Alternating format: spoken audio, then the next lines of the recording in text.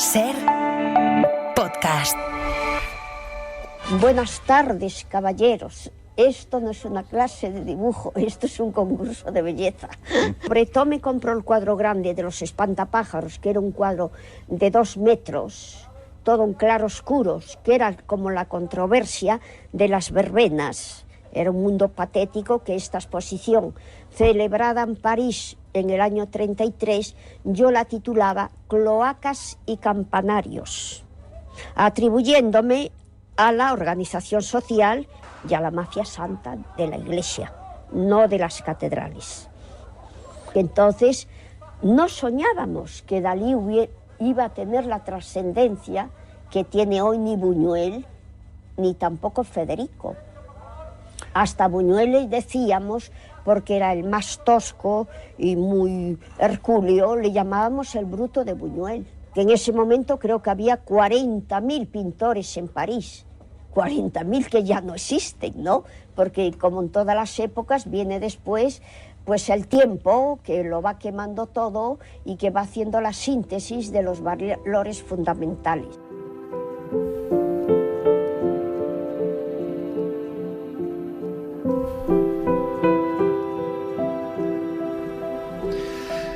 Era la voz de una pintora extraordinaria, Maruja Mayo, en una grabación de televisión española del año 1980 del programa A Fondo. Su nombre real era Ana María Gómez González. Normal que con esos apellidos, quizás buscando un nombre artístico, prefiriera adquirir la etiqueta de Maruja Mayo, y con ella ha trascendido relativamente hace poco la figura de esta pintora extraordinaria de las vanguardias de la década de 1920, integrante con letras mayúsculas de la generación del 27. Yo recuerdo, el otro día lo comentábamos en el programa Hoy por Hoy Madrid con Marta González Novo, y nuestra invitada, que va a estar ahora con nosotros, que yo cuando estaba en el colegio, en el instituto, y estudiábamos la generación del 27, solamente estaban los grandes poetas, ¿no? Los grandes artistas, todo masculinos, ¿no? Todo hombres, ¿no? Y sin embargo había alguna mujer, más de una, como Maruja Mayo, que no consiguió trascender a pesar de la importancia, del impacto que tuvo en su momento. Hasta el próximo 17 de mayo podemos disfrutar en Manzanares, en la localidad de Ciudad Real, una exposición titulada Maruja Mayo e Ignacio Sánchez Mejías, ni más ni menos, en donde vamos a descubrir quizás uno de los lados más ocultos, más secretos de Maruja Mayo. Siempre la hemos relacionado con las grandes pinturas, pero también trabajó en otros ambientes culturales. Gloria Patón, bienvenida a Ser Historia. Encantada de hablar contigo, Nacho. Gloria Patón es la comisaria de esta exposición, Maruja Mayo e Ignacio Sánchez Mejías, ni más ni menos, que podemos ver en Manzanares, en Ciudad Real. Gloria, lo comentaba yo ahora, ¿no? Y lo comentábamos también hace unas semanas en esa sección del programa Hoy por Hoy Madrid. Maruja Mayo ha pasado de puntillas, ¿no? En esta entrevista, por ejemplo, del año 80, se hacía eco de su trabajo y del impacto cultural que tuvo, pues por todos los amigos que tenía, ¿no? Y que convivía con ellos como una más de esa generación del 27, pero realmente no estaba incluida con los grandes nombres, cuando desde luego que lo debía de merecer, ¿no? Sí, bueno, ha pasado con prácticamente todas las mujeres que forman parte de la generación del 27, nombres como Carmen Conde, Josefina de la Torre, María Zambrano, Ernestina Champurcín, muchísimas mujeres que quizás no las hemos conocido, no nos las han explicado. Por ejemplo, en los planes de estudio, en los institutos, a mí nunca me explicaban a las mujeres. Pero también es cierto que es que solo se centraban en los escritores, en los hombres y escritores, que también hubo otros personajes de la generación del 27 que trabajaban en otras disciplinas, como Luis Buñuel, que ha mencionado Maruja Mayo, o Salvador Dalí, que también forma parte, pero a Dalí lo hemos conocido muchísimo, pero casi como que no como integrante de la generación del 27. Uh-huh. Llama la atención el hecho que decía ella ahora, ¿no? Que conviviendo con ellos en un ambiente quizás pues mucho más cotidiano, nadie era consciente en aquella época de la importancia y de la proyección internacional que iban a tener autores como Federico García Lorca o Salvador Dalí. Yo creo que ninguno de ellos, ni siquiera Maruja Mayo, eran conscientes de la importancia de esa generación, ¿no? No, porque también es que ahora, claro, para nosotros son los grandes nombres de la cultura española del siglo XX y 30, de los años 20 y 30, perdón. Pero, sin embargo, en ese momento hay que entender que eran gente joven, que eran estudiantes. Se conocieron muchos de ellos en la residencia de estudiantes, que organizaba además conferencias y un montón de actividades interesantísimas. Entonces, claro, ellos estaban empezando prácticamente todos ellos. Yo creo que por eso también esa libertad, esa juventud le daba, fue un momento también de explosión cultural. Los años 20, entonces claro, les daba la total libertad para crear y quizás era por esa juventud, no le tenían miedo a nada. Además, yo creo que hubo varios focos, ¿no? de importancia. Uno de ellos era Madrid, también lo hemos escuchado, París. Maruja Mayo hablaba de 40.000 pintores, ¿no? Seguramente estaba exagerando lo de 40.000 tal, ¿no? Seguramente eran muchos menos, pero en cualquier caso eran unos cuantos, ¿no? Y no todos trascendieron, pero en el caso de Maruja Mayo, ella pudo coincidir en París y trabajar con los mejores e inspirar incluso a los mejores, como Magritte, ¿no? El belga. Sí. Además allí conoció a gente como Picasso y a los integrantes del movimiento surrealista. Por ejemplo, el padre del surrealismo lo hemos escuchado de su boca, que le compró una de sus obras, El espantapájaros, y es una obra además un poco difícil de interpretar. Es una época muy oscura, como yo decía, casi Campanarios lo llamó, y es una época un poquito oscura para ella. Acaba de tener una ruptura sentimental, se había trasladado a París para estudiar precisamente escenografía, había conseguido una beca y quería estudiar escenografía. Entonces, allí en París, claro, ella se rodeó pues de todos los artistas, porque ella siempre trabajó en el arte y vivió de su arte. Uh-huh. Además, siempre la hemos pintado, mejor dicho, la hemos descubierto en la pintura a Maruja Mayo. Una pregunta, abrimos un paréntesis. ¿Cuándo y por qué se cambia el nombre de Ana María Gómez González a Maruja Mayo? Pues no te lo puedo decir, Nacho, pero yo supongo que lo que has comentado, quizás sus apellidos eran muy normales y cogió el segundo apellido, creo que de su padre. Y de hecho su hermano, que también era escultor, Cristino Mayo, también cogió el apellido, quizás para significarse un poquito más. Uh-huh. Sí, era muy teatrera Maruja Mayo. Desde luego, ¿no? Le gustaba mucho resaltar entre la multitud, entonces quizás por eso. Claro, fíjate, el otro día viendo la entrevista de la que hemos extraído ese fragmento de Televisión Española del año 80, del programa Fondo, tú la ves y ya era mayorcita, tenía 78 años, sí. Recordemos que nació en 1902 y falleció en 1995. Pero aparece muy llamativa, iba a decir como un semáforo, sí. Porque le gustaba el color. Yo creo que a ella incluso no le importaría que se dijera que era como un semáforo, porque le encantaba el color, le encantaba lo que tú dices, ¿no? Llamar la atención, y yo creo que eso es un poco también una de sus señas de identidad. Y decías ahora que era muy teatral, ¿no? Y poca gente sabía o era consciente de que ella precisamente había trabajado mucho en el teatro como artista, creando esas representaciones, esos diseños para la ropa, los figurines, y ahí intercaló momentos muy intensos con Ignacio Sánchez Mejías, el torero, uno de los mecenas más importantes de la década de 1920, de la cultura, del teatro, y ese precisamente es el corazón, ¿no? El núcleo de la exposición que podemos ver en Manzanares, ¿no? Sí.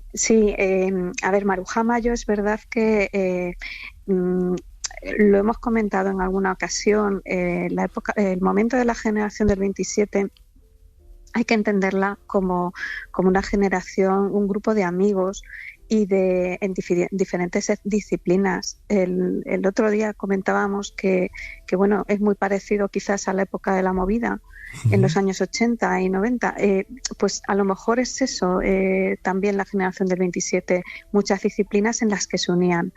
Y Maruja Mayo, una de los trabajos que hizo en un primer momento estaba muy basado en esa teatralidad, en la escenografía. Ella trabajó junto a Rafael Alberti, de la que fue pareja, en algunas escenografías. Luego también fue pareja de Miguel Hernández y también trabajó con Miguel Hernández en alguna cosa así.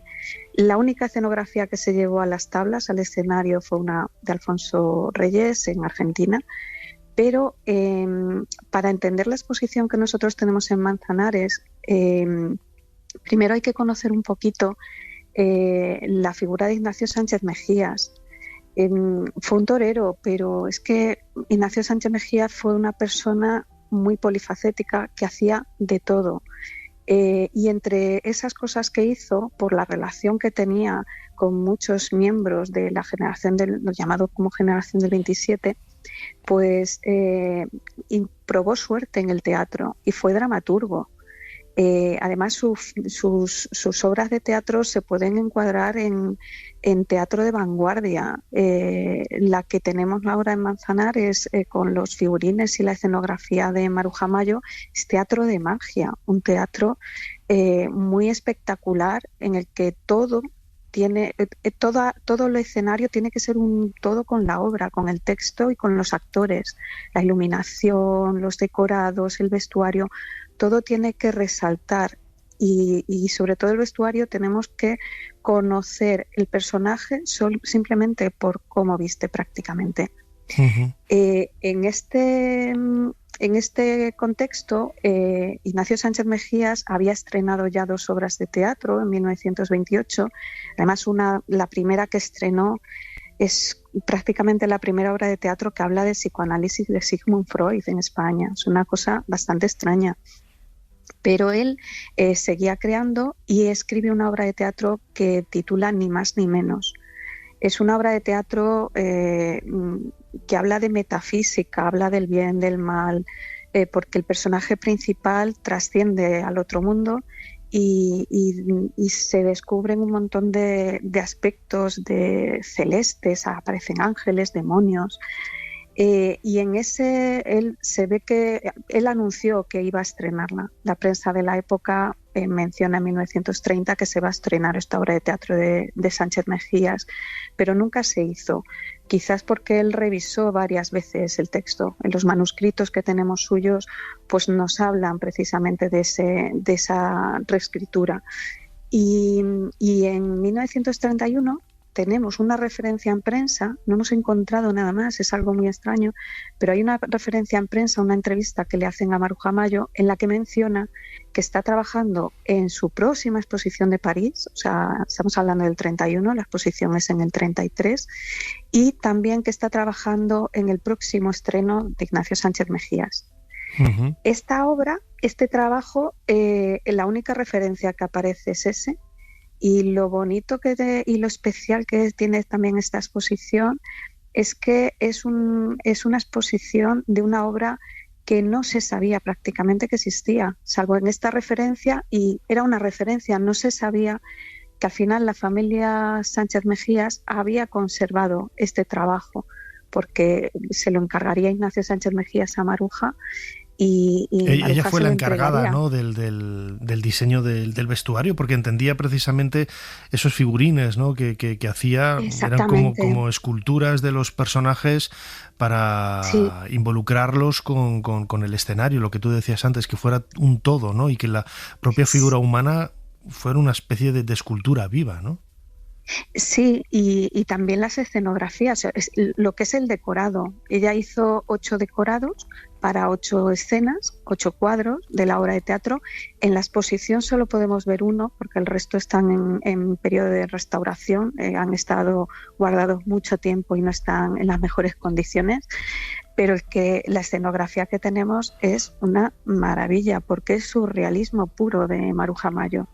Y los bocetos de vestuario, que tenemos 17 bocetos para los personajes de la obra de teatro, es que también nos muestran geometría, algo importantísimo en la obra de Maruja Mayo, la geometría, la arquitectura, la escultura prácticamente, y luego cómo en un dibujo de tinta y con poco color nos puede reflejar esta artista los tejidos, la fluidez de los tejidos e incluso casi los materiales, si son materiales más vastos para algunos personajes o son materiales más delicados para los personajes que aparecen de la alta aristocracia inglesa, por ejemplo. Uh-huh. Es muy curiosa.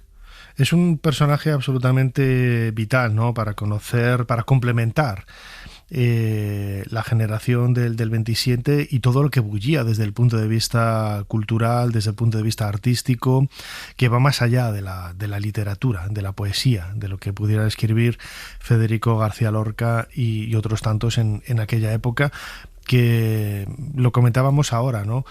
Gloria, eran tan jóvenes que yo creo que no eran conscientes de lo que estaban haciendo y con una forma de creación, de interpretación totalmente distinta y que marcó un antes y un después, ¿no? De ahí el recordatorio que ha habido y que precisamente con Maruja Mayo tiene este exponente tan importante que podemos ver en esta exposición, que en Manzanares, en Ciudad Real, hasta el próximo 17 de mayo. Maruja Mayo e Ignacio Sánchez Mejías, ni más ni menos.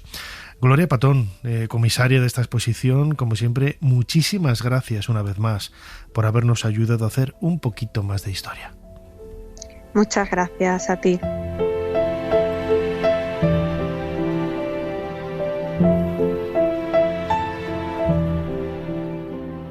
Para no perderte ningún episodio, síguenos en la aplicación o la web de la SER, Podium Podcast o tu plataforma de audio favorita.